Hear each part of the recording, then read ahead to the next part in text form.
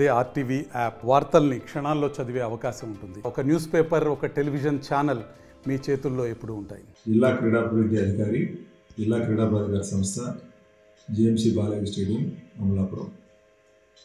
నిన్న అంటే 28వ తారీఖు మధ్యాహ్నం 2:30 ప్రాంతంలో ఒక కారు మా క్రీడా ప్రాంగణంలోకి ప్రవేశించింది. సాధారణంగా డ్రైవింగ్ అది నేర్చుకోవడానికి వీళ్ళు వస్తున్నారు. క్రీడా ప్రాంగణం మధ్యలో దాన్ని చూసాము. చూసిన తర్వాత మేము మామూలుగా డ్రైవింగ్కి వీటికి వచ్చేవాళ్ళని బయటికి పంపించేస్తాం, మాకు ప్రాంగణం లోపల రాదు. కానీ మధ్యలో ఉండటం వల్ల మాకు అనుమానం వచ్చేది ఏంటి అని అడిగితే అదేదో అతను ఏదో షార్ట్ ఫిలిం ప్లాన్ చేస్తున్నానని అది చెప్పాడు. అందుకని మేము షార్ట్ ఫిలింలు ఇక్కడ పర్మిషన్స్ ఉంటాయి బాబు, లేకుండా రాకుండా లోపల బయటికి పంపించేసాం.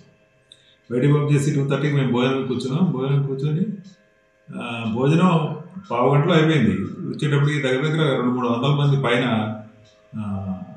లోపల వెహికల్స్ వేసుకొని మట్టితో తోవడం అది ఇది చేస్తుంటే మేము వెంటనే అలర్ట్ అయ్యి వాళ్ళని బయటికి పంపించేసాం. కారణం ఏంటంటే ఆయన యూట్యూబర్ అతను ట్రెజర్ హంట్ అనే ప్రోగ్రామ్ ఏదో పెట్టారంట.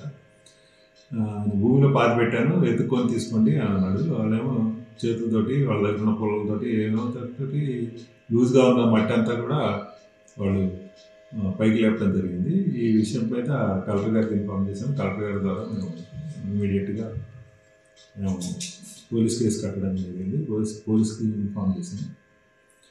పోలీస్కి ఇన్ఫార్మ్ చేసి అదే ట్రెస్ పాస్ చేయడం, తర్వాత పబ్లిక్ని ఎక్స్ప్లాయిట్ చేయడం, మన గ్రౌండ్లో పర్మిషన్ లేకుండా ట్రెస్ పాస్ చేయడం, తర్వాత పబ్లిక్ని ఎక్స్ప్లాయిట్ చేయడం, అలాగే డ్యామేజ్ చేయడం అనే వాటి మీద కేసు కట్టడం జరిగింది.